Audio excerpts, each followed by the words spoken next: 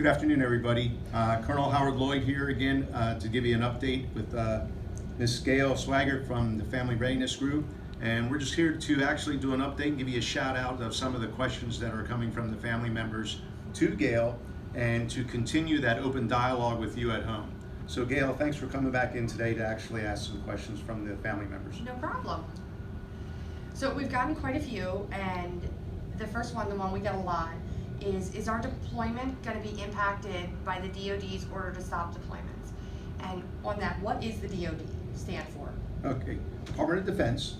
Okay, and then the answer to your question is no, but it's not stop deployment, it's stop movement. Okay, we hear a lot in the social media about the difference of the two and how they actually do it in the news and what the news actually puts out. But it's actually a DoD stop movement, but it doesn't apply to us. Okay, it doesn't apply to mission essential going on in the world right now with the Department of Defense. Our soldiers will be, and the soldiers that are actually scheduled to be on the deployment will still come on active duty on the actual designated time originally set forth that they're coming on active duty. But they're going to actually go through the process. It's going to be like a stay-at-home active duty. Our movement out is delayed a little bit. Okay. So, but no, it should not be impacted at all. They'll be on active duty orders. They'll still start that's when their paycheck will start, etc. on active duty. Now, when you say stay at home, what does that mean? Okay, stay at home is right now we are developing the policy and how we're actually going to go through that stay at home. And it's going to impact some of the soldiers that are 50 miles, within 50 miles of Fort Uniontown Gap or outside that area. So that information is going to be forthcoming. But we are going to have to muster every day. We're going to have to do a requirement to report to First Army on a daily basis the health and welfare of our soldiers. But they will pretty much be at home until we get the order to move out to our MOB station. Okay. So more information is going to be coming out on that. Okay. But they are going to be activated on the actual date that they initiated on, and then move out when we actually get the order. Okay.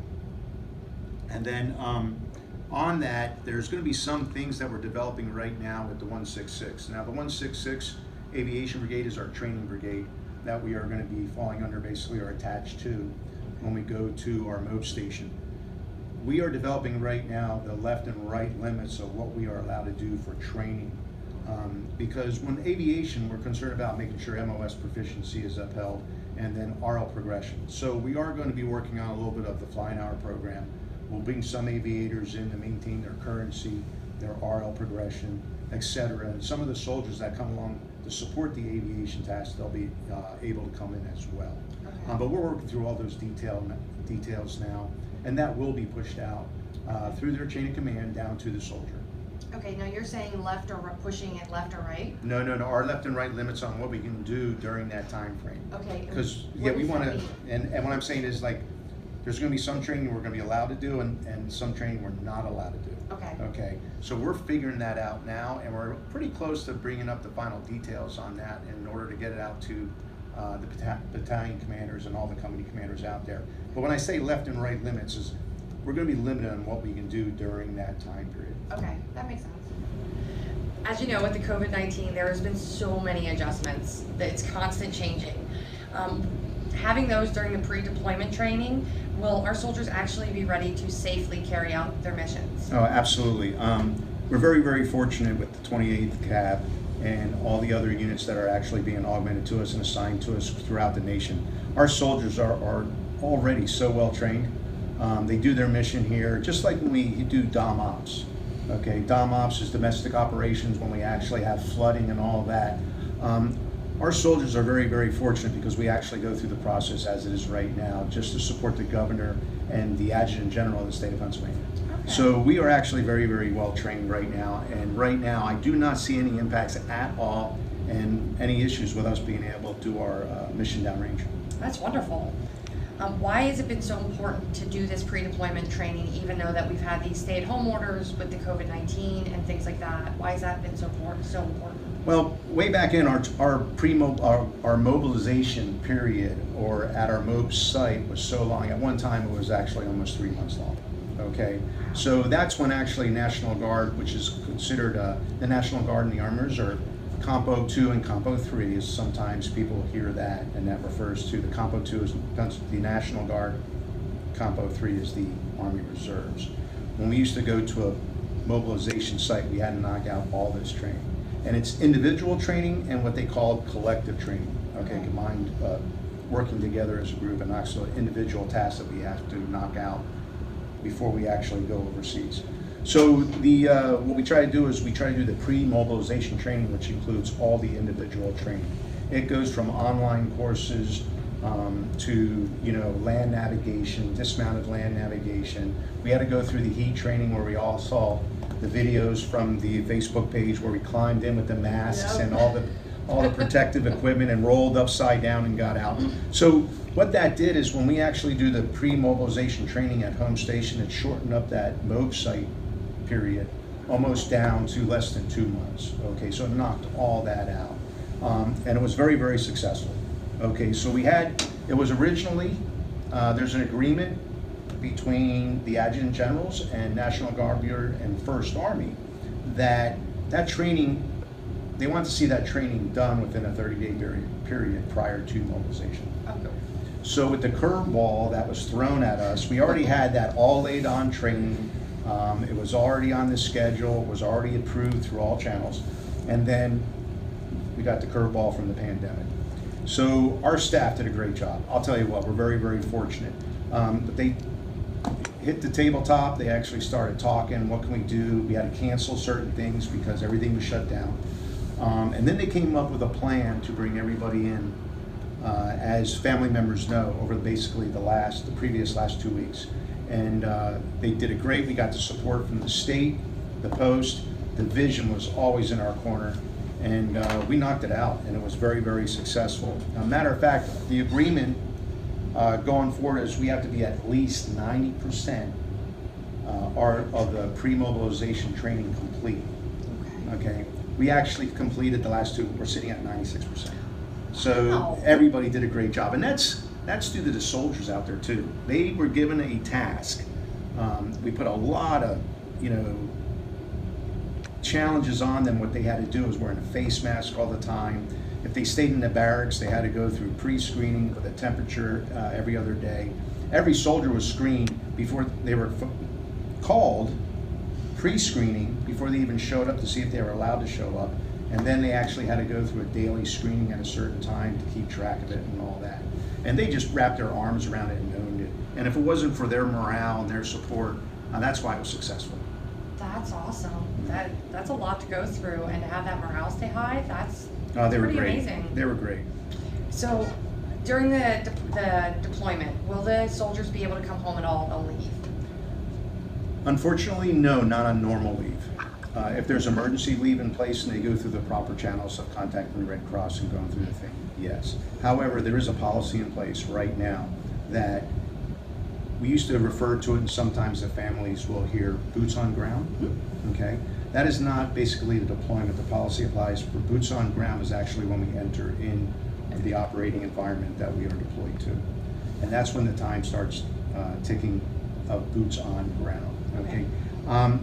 They must be on boots on ground for a certain period of time in order to qualify for that 14-day or 15-day leave period to come home. And we do not meet that criteria.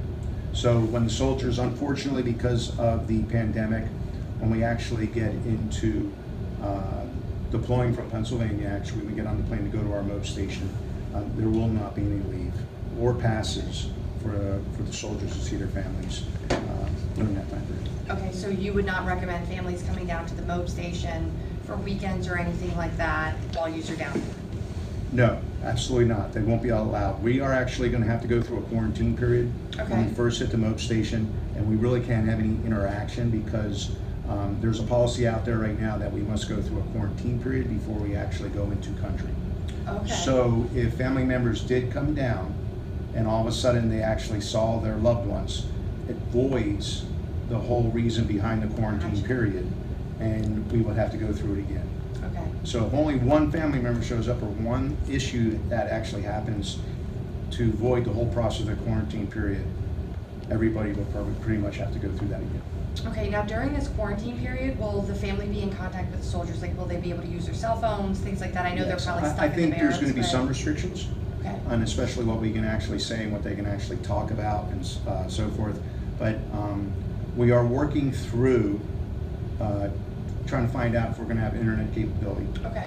We're still going to be in the States, so there should be cell phone coverage. But yes, to answer your question, yes, they should be able to communicate with their families and loved ones back home. Wonderful. Prior to you guys departing for the MOB station, will there be a departure ceremony? Not the traditional departure ceremony, just like in the last video session we had to inform the family members. We are going to work through of actually getting the message out to our family members and their loved ones through the chain of command of Pennsylvania. So we're working right now with the PAOs, public affairs officers, within the aviation brigade, the division in the state, to actually kind of do a message to the family members over social media. But nobody will be coming in and driving and actually going through a ceremony like we traditionally did in the past for mobilizing units. Okay, so there's no official ceremony, but what about when they bring their soldier for the MOBs to leave for the MOB? Can they actually get out of the vehicle, give them a hug, give them a kiss, say goodbye? Like, will there be a time period that they, like, okay, everybody has 5 minutes and the bus will be boarded? Or 5 minutes till formation and all families must be gone? Is there gonna be something like that? You know, it's a really great concern of ours, and actually how we do the social distancing and all of that. I'm recommending right now, we are developing a policy on that, so we already started one, on how we are actually going to have all the soldiers from the Pennsylvania, from a brigade and 2 battalions, how they're all going to come on the 40-town gap pretty much on the same date to get on the plane to go to our MOB station. So we're developing that. I recommend though that the families, the soldiers, say goodbye to their loved ones at their home of record. There will be an opportunity, obviously there's no cars that are going to be allowed to stay here at 40-town gap. So we're going to give up more instructions, but there's going to be some soldiers that drive their car here on their own, and their family members are going to have to come and pick up that car at a later date after we're gone. Or we're going to come up with a plan on how a family member can drive them up, the soldier can get out, say goodbye really quick, and then they depart their own ways. But we're going to have to keep the vehicles flowing. So there's more information coming forward. We don't have all the answers on that yet. A lot of things have come out from you, from the state family program, things like that. Now, you had put a letter out on a social media policy and some OPSEC not issues, but awareness at the end of last week. In that policy, you had stated that Captain Mueller will be providing the FRG and family members with OPSEC and social media training. Do you know when and how that training will be provided? Yes. First off, Captain Mueller is Captain Travis Mueller. He's our PAO, as we refer to him, and he's our public affairs officer for the brigade. Okay. So he is going to put something together. It's not quite developed yet. He's still gathering some information, and he will be getting that out to the family members here shortly. It could be also on Facebook, over social media, and get it out through the family readiness groups as well. One thing I'd like to put out, though, about the public affairs officer, it's very, very key that they are the ones trained of what information we can actually put out on social media.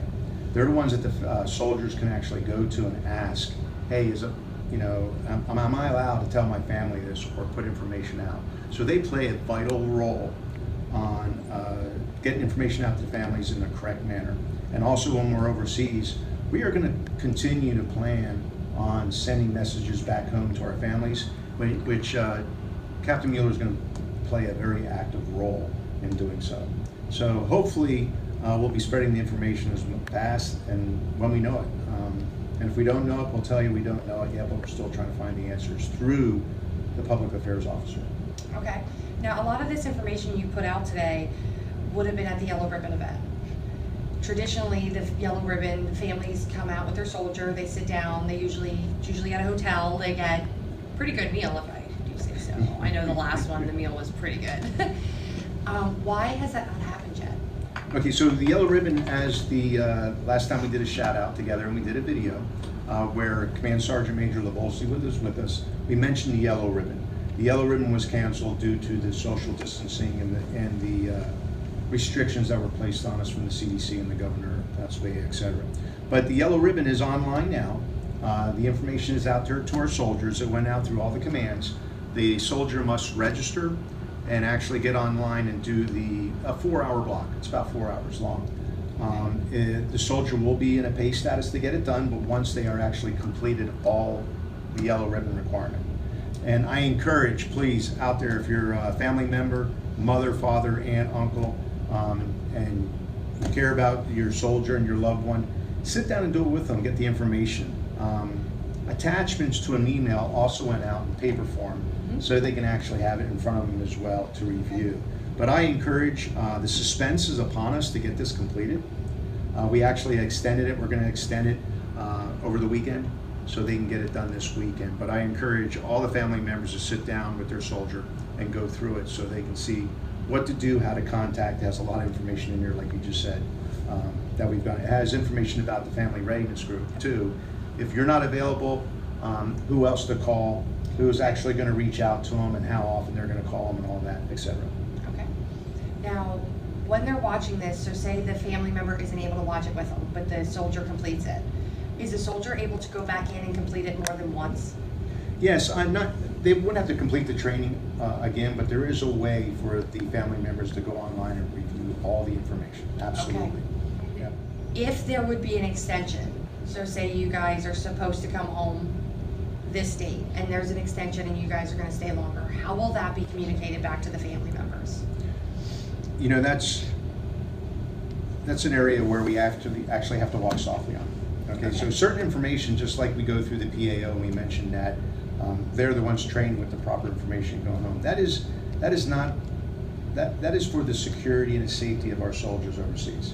So if something like that would happen, we would actually try to communicate that back to our family members in the soonest time frame possible through our PAO and also through the FRG groups and also through the social media in a way that we are allowed to do so.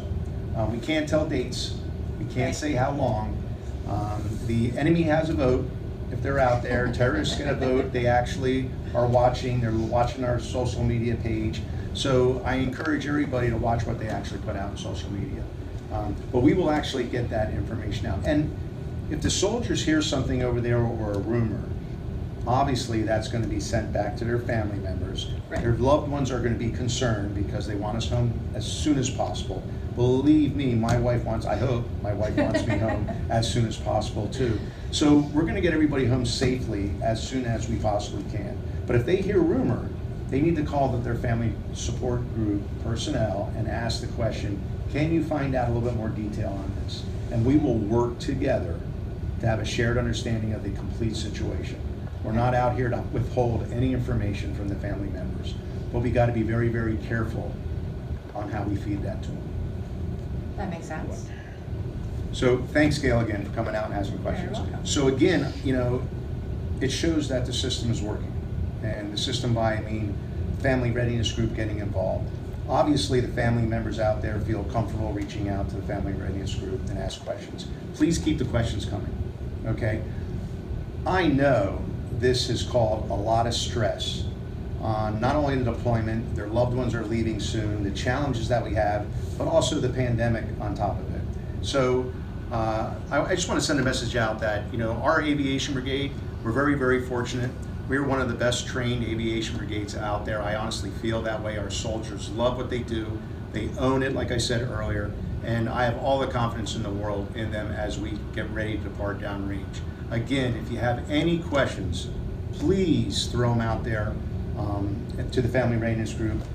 Gail will get that to me. As soon as we actually can, we'll answer those questions so we can alleviate that concern that you have, especially in this time where we're actually about to go out the door. So again, thank you very much. I really do appreciate everything everybody's doing and their love for their soldier and the support that you have given the Aviation Brigade. Take care, please be safe, and Godspeed.